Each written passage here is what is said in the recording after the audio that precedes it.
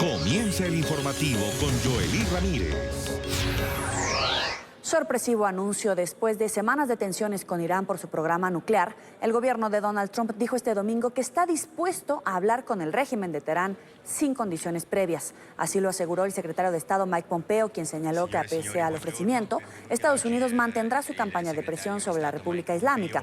Pompeo hizo las declaraciones en una conferencia de prensa junto a su homólogo suizo, Ignacio Cassis, tras una reunión bilateral. Pompeo añadió que las dificultades económicas de Irán no están causadas por las sanciones, sino por 40 años de un régimen islámico que no cuida de su pueblo y que en su lugar usa sus recursos para apoyar al grupo terrorista Hezbollah o para luchar en Siria, donde apoya al régimen de Bashar al-Assad. Estamos preparados para entablar una conversación sin condiciones previas. Estamos listos para sentarnos con ellos, pero el esfuerzo estadounidense para revertir fundamentalmente la actividad maligna de esta República Islámica, esta fuerza revolucionaria, va a continuar. Estamos preparados para tener esa conversación cuando los iraníes concluyan que quieren comportarse como una nación normal. El verdadero desafío está dentro de Irán hoy en día. No son causadas por nuestras sanciones económicas, son causadas por 40 años en que el régimen islámico no ha cuidado de su pueblo, sino que ha utilizado sus recursos que destruyen vidas reales para financiar Hezbollah, utilizando recursos para luchar en Siria, donde 6 millones de seres humanos, 6 millones de personas han sido desplazadas por causa de la actividad iraní en apoyo del régimen de Assad. Sigue la emergencia por el mal tiempo en el centro de Estados Unidos. Las autoridades han ordenado la evacuación de algunas zonas de los estados de Arkansas, Missouri, Oklahoma y Iowa por la crecida de ríos. Se vieron obligadas a evacuar en el condado de Yale, en Arkansas, zona donde viven cerca de 7.700 personas. Varios diques han fallado en las últimas 48 horas a causa del aumento del afluente. Nunca pensé que vería agua tan alta desde 1993. Nos dijeron que era una inundación de 500 años, pero con todos los diques que han construido a lo largo del río, ya no hay planicie de inundación, así que no tiene a dónde ir cuando tenemos tanta nieve derretida. Es un problema real para la gente que ha vivido en el río así. Seguimos en Estados Unidos. La policía de Virginia Beach investiga las razones que motivaron al autor de la masacre que dejó 12 víctimas mortales. En las últimas horas allanaron la vivienda del sospechoso para conocer más detalles del caso. Entre tanto, 3 de las 4 personas que resultaron heridas en el fatal suceso permanecen hospitalizadas. ¿Qué motivó al atacante del tiroteo perpetrado en un edificio municipal de Virginia Beach? Es la pregunta que se hacen los investigadores del más reciente caso de violencia armada que enluteció a Estados Unidos. Debemos preguntarnos por qué. ¿Por qué suceden estas tragedias? No tengo una respuesta para eso, pero Dios sabe, y Dios tiene el control aquí.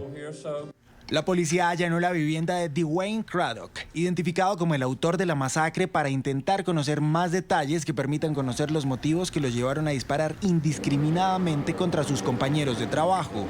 El hombre de 40 años fue abatido en un intercambio de disparos por 2 oficiales. El sospechoso era empleado del Departamento de Obras Públicas de la ciudad, donde había trabajado durante unos 15 años. Entre tanto, 3 de los 4 heridos que dejó el suceso permanecen en estado crítico, según informaron los médicos del hospital en el que permanecen recluidos. Todas son heridas graves en el sentido de que las heridas de bala nunca son leves. Como dije, 2 de ellos han sido llevados a la sala de operaciones para que les atiendan las lesiones. Uno de ellos es quizá más afortunado. Es decir, espero que esa persona se recupere por completo. Eso no está claro en este mismo momento, pero no requiere de operaciones urgentes ni de operaciones para atender sus lesiones. Los doctores se mostraron conmocionados por la tragedia. Por eso elegimos estas profesiones, porque cuando ves que está sucediendo en escala se vuelve surrealista y tienes que concentrarte, organizarte, ocuparte de lo que sucede en ese momento.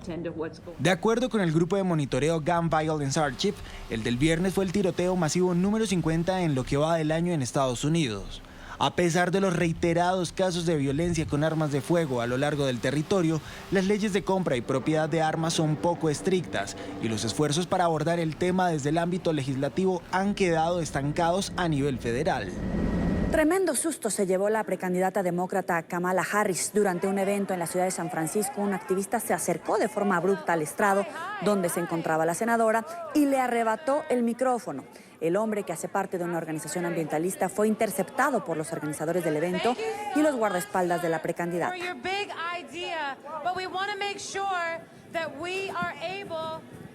Y este lunes inicia la primera visita de Estado de Donald Trump al Reino Unido. El presidente de Estados Unidos será recibido con honores por la reina Isabel II en una ceremonia en los jardines del Palacio de Buckingham. La agenda política de primer nivel contempla una reunión con la primera ministra británica, Theresa May, quien está próxima a dejar el cargo. Cabe destacar que el viaje del Ejecutivo se registra en medio de las tensiones por el Brexit. De hecho, Trump ha expresado su apoyo abiertamente a Boris Johnson, favorito para suceder a May, y ha sugerido al próximo líder británico a enviar al euroescéptico Nigel Farage, fundador del partido del Brexit, a negociar con la Unión Europea un acuerdo final del acuerdo económico. El jefe de Estado llegará el lunes al aeropuerto londinense de Stansted y concluirá su visita el próximo miércoles por la tarde.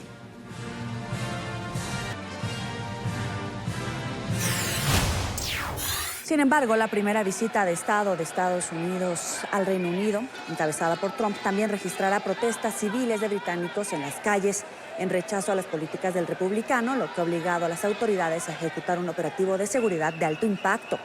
La avenida de Whitehall, donde se ubican las principales sedes gubernamentales, y la boca calle de Downing Street, sede de la residencia y de la primera ministra, será acordonada casi en su totalidad para impedir la presencia de manifestantes durante la reunión de Trump y Theresa May prevista para el martes. La manifestación, que se prevé multitudinaria, tiene un recorrido impuesto que llevará a los congregados desde Trafalgar Square a los alrededores del Parlamento por una ruta alternativa.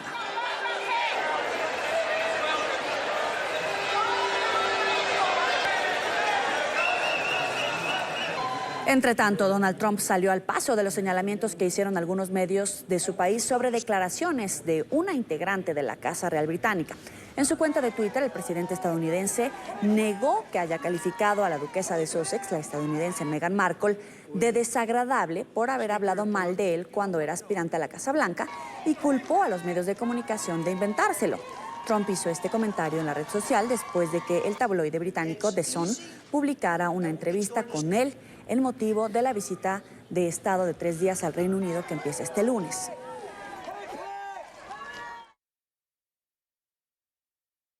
Nunca llamé a Meghan Markle desagradable, un invento de los medios de noticias falsas, y quedaron sorprendidos. CNN y el New York Times y otros pedirán disculpas, lo dudo.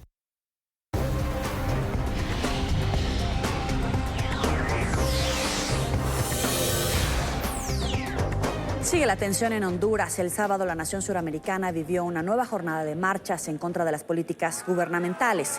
Médicos y maestros exigen al Ejecutivo derogar 2 decretos que afirman van a privatizar los sectores de salud y educación.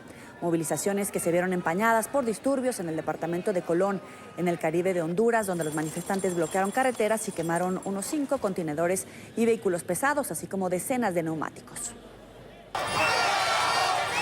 Por tercer día consecutivo, Honduras es epicentro de movilizaciones civiles en contra de las políticas gubernamentales. Exigen al gobierno derogar 2 decretos que, según ellos, privatizan la salud y la educación, además de amenazar la estabilidad de los trabajadores de dichos sectores. Señalamientos que el gobierno señala son mentira.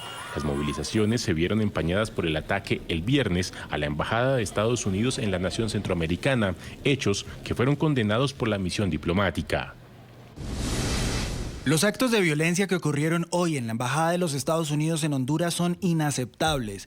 Estamos trabajando de cerca con las autoridades hondureñas para llevar a los responsables ante la justicia. Hasta ahora no hay una cifra exacta de lesionados y detenidos durante las violentas protestas del jueves y viernes, ni el monto de las pérdidas millonarias causadas a la economía por daños a la propiedad pública y privada. Los organizadores de las movilizaciones adjudican los desmanes a personas que son, según ellos, infiltrados pagos por el gobierno. Nayib Bukele asumió como nuevo presidente de El Salvador. El político, que rompió con cerca de 30 años de bipartidismo en la nación suramericana, tiene el reto de recuperar económicamente el país y combatir las causas que han generado la migración de miles de salvadoreños hacia Estados Unidos. Del cargo de presidente constitucional de la República de El Salvador. Nayib Bukele asumió el sábado la presidencia de El Salvador durante una sesión solemne de la Asamblea Legislativa en la céntrica Plaza Gerardo Barrios de la capital, ante unas 10.000 personas y representantes de 83 países. Bukele, quien rompe con 30 años de bipartidismo en El Salvador, juramentó el mismo sábado a su gabinete de 14 ministros, en el que se incluye a 6 mujeres. El Salvador va a volver a ser el líder en la pujanza y en la innovación en Centroamérica, como lo fue en algún tiempo, un tiempo que ya perdimos, pero que ahora lo recuperaremos y que no solo lo llevaremos ahí, sino incluso más alto, hasta donde nuestros sueños y nuestro tiempo lo permitan. Bukele, exalcalde de San Salvador, tiene como uno de sus grandes retos frenar la migración irregular hacia Estados Unidos. El presidente de 37 años también ha definido entre sus prioridades contener a las pandillas o maras que reclutan a jóvenes y se sostienen mediante la extorsión y venta de drogas. Además, el joven mandatario busca luchar contra la corrupción, por lo que ha pedido apoyo a Naciones Unidas para instalar una comisión contra la impunidad.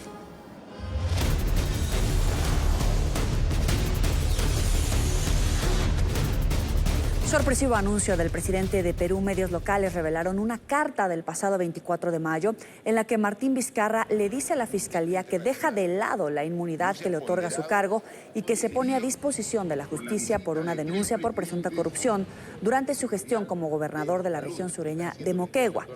A Vizcarra se le investiga por presuntamente haber incurrido en el delito de negociación incompatible. Este domingo México celebra elecciones intermedias en 6 estados de la República. En total están en juego 148 cargos en los diferentes niveles de gobierno. Los más importantes son Puebla y Baja California, donde se elegirá gobernador. Los poblanos celebran elecciones extraordinarias tras el fatal accidente aéreo de diciembre pasado en el que murió su gobernadora. En Aguascalientes y Durango, los ciudadanos votarán por alcaldes, mientras que en Quintana Roo y Tamaulipas, la cita en las urnas es por las diputaciones locales. Estos comicios son entendidos como un termómetro que servirá para evaluar el margen de poder sobre el electorado del presidente Andrés Manuel López Obrador y su partido Morena, a través de diferentes candidatos. Las casillas se abrieron a las 8 de la mañana, tiempo local, en las 6 entidades del país y cerrarán a las 6 de la tarde. De acuerdo con el INE, los comicios serán vigilados por 1.932 observadores electorales. El presidente de Chile, Sebastián Piñera, volvió a condenar al régimen venezolano. En su discurso de rendición de cuentas ante el Parlamento chileno, el jefe de Estado aseguró que Venezuela tiene hoy una dictadura corrupta e incompetente. Además, recalcó la necesidad de que el país suramericano vuelva a la democracia. Piñera destacó el trabajo de la comunidad internacional en incrementar la presión contra Nicolás Maduro. Junto al Grupo de Lima y a la Unión Europea, hemos defendido con convicción y firmeza la democracia, las libertades y el respeto a los derechos humanos en Venezuela, que son parte esencial de los principios que siempre han orientado nuestra política exterior.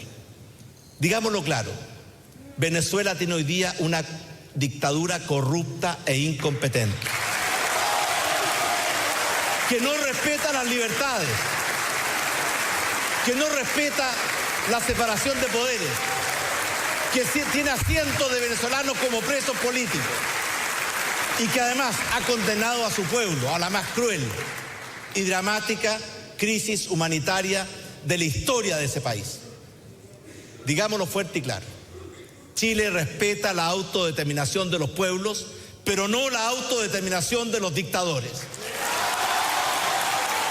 Otro de los importantes anuncios que hizo el jefe de Estado chileno fue la presentación de un proyecto de ley que pretende reformar el Congreso. La iniciativa buscará reducir el número de congresistas, entre otros puntos. Presentaré a este Congreso una reforma que permita modernizar su funcionamiento, agilizar sus tiempos, mejorar la calidad de la legislación y al mismo tiempo impulsaremos una reforma constitucional para reducir a 120 el número de diputados, para reducir a 120 el número de diputados, a 40 el número de senadores y poner límites a las reelecciones de senadores, diputados y alcaldes en sus mismos territorios, para renovar y oxigenar nuestra política y para darle más oportunidades a los ciudadanos en todas y cada una de las regiones de nuestro país.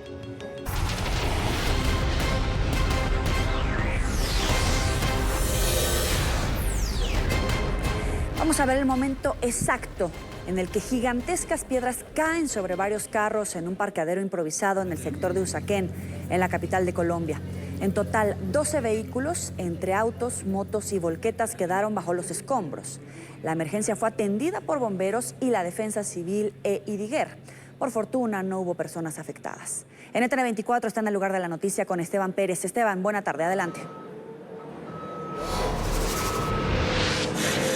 ¿Qué tal, Joely? Muy buenas tardes. Fueron cerca de 200 metros cúbicos de tierra y de gigantescas piedras las que cayeron sobre este improvisado parqueadero en el norte de Bogotá. Como ustedes lo decían, cayeron sobre cerca de 12 vehículos, entre carros, motos y volquetas. El deslizamiento ocurrió sobre las 6 de la tarde de ayer sábado. Fue necesario por parte de los bomberos activar un equipo de rescate canino para buscar posibles personas atrapadas, pero fue sobre las 9 de la noche descartado, es decir, que este deslizamiento por fortuna no tiene víctimas fatales. A esta hora los organismos de socorro, como ustedes lo ven, Defensa Civil trabaja para remover los vehículos que no quedaron sepultados, que no quedaron tan sepultados por estas gigantescas piedras, pero las labores de remoción van a durar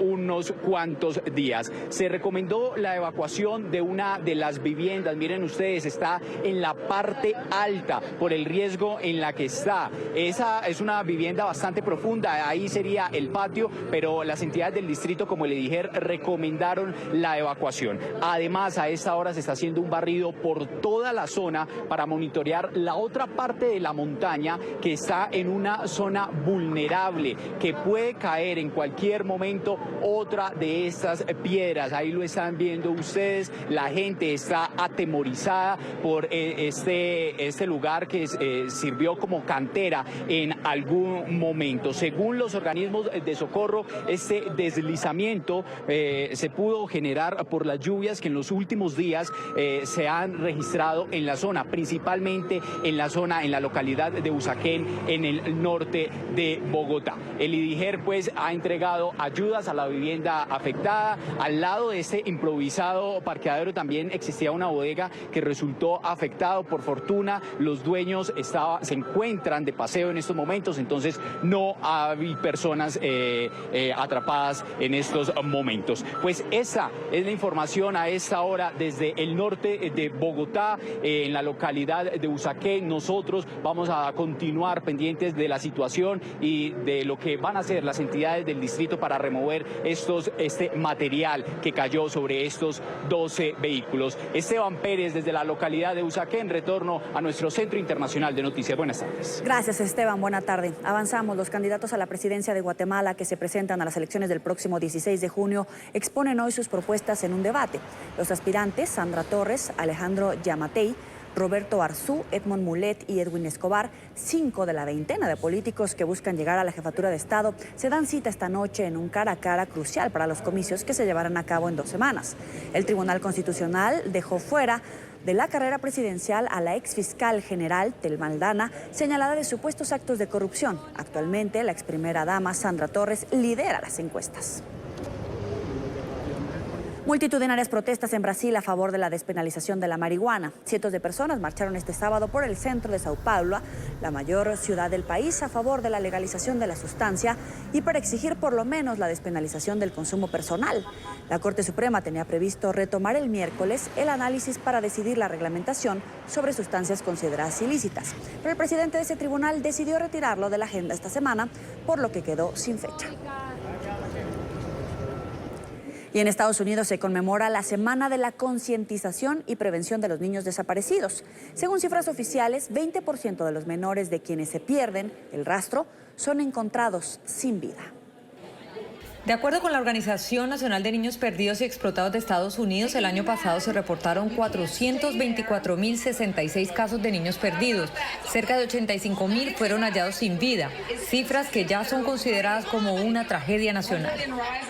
Cada 40 segundos un niño es perdido nacionalmente, se pierde un niño. Y la mayoría de estos niños caen en las redes de estas personas que los utilizan para hacer prostitución, para abuso sexual y este tipo de vida. Esta semana se realizan eventos a nivel nacional para generar conciencia de esta desgracia que puede tocar la puerta de cualquier familia. Justamente hoy, hace 3 años, Liliana Moreno y su pequeña Daniela desaparecieron de su hogar. El padre de la menor estuvo en el centro de la investigación, sin embargo no hubo evidencias suficientes y sus familiares siguen a la espera. Por lo general tenemos que la persona que te puede hacer un secuestro, un homicidio, es alguien siempre que ha sido cercano, es la mayoría de los casos. A veces vemos el tren venir y no nos quitamos. Entonces, este fue uno de los casos en donde vimos que algo podía llegar a pasar y no actuamos. Carlos Aguilar vivió esta terrible situación. Su hijo Cristian desapareció de su universidad en Gainesville, Florida. Después de una búsqueda desesperada, lograron hallar el cuerpo y ahora se ha dedicado a ayudar a familiares de víctimas de este flagelo. Las primeras horas de desaparición de un joven son cruciales. Se dice que por estadísticas que en las 72 horas se decide si se encuentra vivo o muerto. Así de importantes son. Los padres no están preparados. Yo le digo, el día que un padre coja la foto de su hijo y la coloque en un flyer o en un panfleto que diga desaparecido, va a entender el dolor que se siente porque su hijo no va a estar ahí. La mayoría de jóvenes y niños que son reportados como desaparecidos son aquellos que huyen de sus hogares. De este grupo, 1 de cada 7 termina siendo víctima de tráfico sexual, seguido por el secuestro de algún familiar. Lo más importante es la comunicación, conocer las amistades de tus hijos, tienen que estar pendientes de las redes sociales, aunque creas que está estudiando, tienen que saber, es importante establecer leyes y reglas. Se calcula que en el mundo hay unas 16 millones de personas que son compradas para tráfico sexual, de las cuales un 80% son menores de edad. Quienes han tenido que vivir con esta penosa situación aseguran que lo más difícil es que poco a poco se van quedando solos y prácticamente la vida se detiene. Algunos, como es el caso de Carlos Aguilar, continúan realizando fundaciones para dar apoyo a quienes como ellos han vivido esta dolorosa experiencia. Desde Miami informó Paola Serna para NTN 24. Urgen al Congreso de Estados Unidos llegar a un acuerdo legislativo para garantizar la protección de las víctimas de los atentados terroristas del 11 de septiembre de 2001. Piden el trámite urgente de una nueva ley que financiaría permanentemente el Fondo de Compensación para los afectados por los ataques. 17 años después del ataque que fracturó la historia de los Estados Unidos, sus efectos todavía son perceptibles. Entre ellos, cáncer, asma y enfermedades gastrointestinales. Bomberos, paramédicos, policías y civiles siguen enfermándose por exposición a los residuos tóxicos del 11 de septiembre. Eventualmente se prevé que el número de personas muertas por enfermedades derivadas del 11S sea superior a 3.000. Próximamente serán más los fallecidos después del atentado que quienes murieron ese trágico día. Por ello, es urgente que el Congreso de los Estados Unidos autorice más dinero para el Fondo de Compensación de Víctimas. Lo que más rabia da es que el 11S, muchos de estos políticos hacen tweets o fotos recordando ese día. Pero este es su turno para recordar y salir al paso, cuidando a los enfermos. Por lo menos 5.000 de los 7.500 millones de dólares asignados para las víctimas han sido distribuidos. Una nueva ley bautizada Nunca olviden a los héroes busca hacer permanente el Fondo de Víctimas, pero Washington no responde al llamado. Estas son personas fieles a sus tribus y han puesto su afiliación política por encima de la vida humana. Tan grave es la situación del fondo que el Consejo Legislativo de la Ciudad de Nueva York ha puesto en trámite una resolución para exigir acción del Capitolio. Esa resolución tiene amplio apoyo tanto de demócratas como republicanos, así que se espera que se vaya a aprobar. Si el Congreso no actúa, los beneficiarios y nuevos amparados verán recortes de 50 al 70% en sus pagos y desde 2020 el fondo no podrá recibir más solicitudes. La petición urgente hecha al Congreso de los Estados Unidos no solo tiene que ver con los recursos que cada vez son más escasos para apoyar a las víctimas de los atentados del 11 de septiembre de 2001, también está relacionada con una promesa que se le hizo al país entero ese trágico día: no olvidar a las víctimas del terrorismo. Desde la ciudad de Nueva York les informó Alejandro Rincón, NTN 24.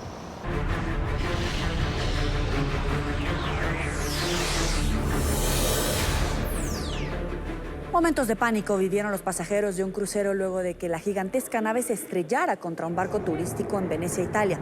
Al menos 4 personas sufrieron contusiones leves. El incidente ha reabierto el debate sobre la presencia de estas enormes embarcaciones en la ciudad de Los Canales. Este es el momento en el que el crucero Ópera de la compañía MSC de 65.000 toneladas choca contra el pequeño barco turístico. La colisión se produjo en el canal de la Giudecca.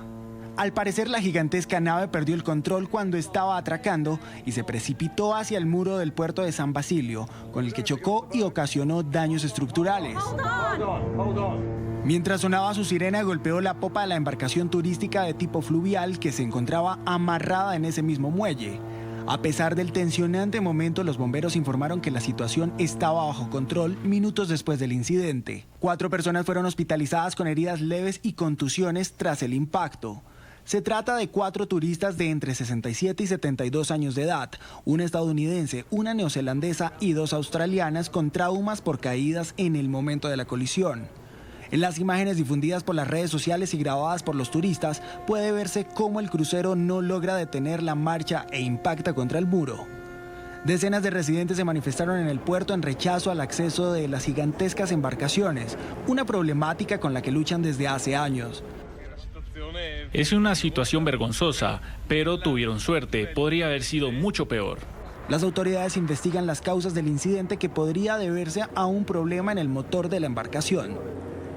La justicia de Hungría inculpó al comandante del crucero implicado en la colisión mortal que causó el naufragio de un barco que transportaba turistas surcoreanos. 7 personas murieron y 21 están desaparecidas. El capitán, un ucraniano de 64 años, compareció ante el tribunal tras haber estado detenido en el marco de la investigación por negligencia criminal en una vía navegable pública.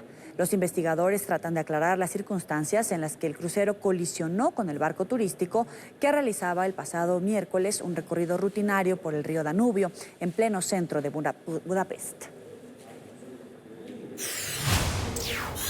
La fuerte corriente en el río Danubio, a la altura de Budapest, sigue impidiendo los trabajos de rescate tras el naufragio. Todas las maniobras para sacar el barco de las aguas y el descenso de los buzos para recuperar los cuerpos de las víctimas se encuentran paralizados porque el río está creciendo, con una visibilidad casi nula en el agua.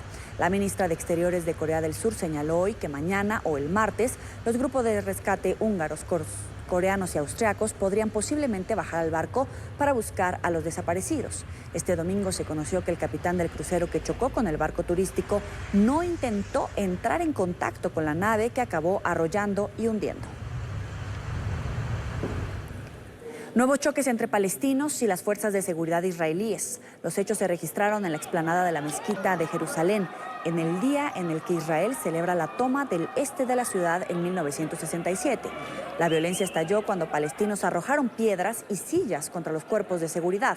Según la prensa local, las tensiones se elevaron con el acceso de los judíos en el lugar para conmemorar el Día de Jerusalén. El grupo extremista Hamás condenó en un comunicado los incidentes y los consideró como un ataque más de lo que califican como una ocupación israelí. Al menos 3 soldados sirios muertos y otros 7 heridos es el saldo que dejó una serie de bombardeos de Israel al sur de Damasco. La Fuerza Aérea israelí atacó varios objetivos militares en respuesta al lanzamiento de 2 proyectiles horas antes contra el monte Hermón, bajo control de Israel. El primer ministro Benjamín Netanyahu aseguró que no está dispuesto a tolerar los ataques contra el territorio israelí y que las Fuerzas Armadas responderán ante cualquier amenaza.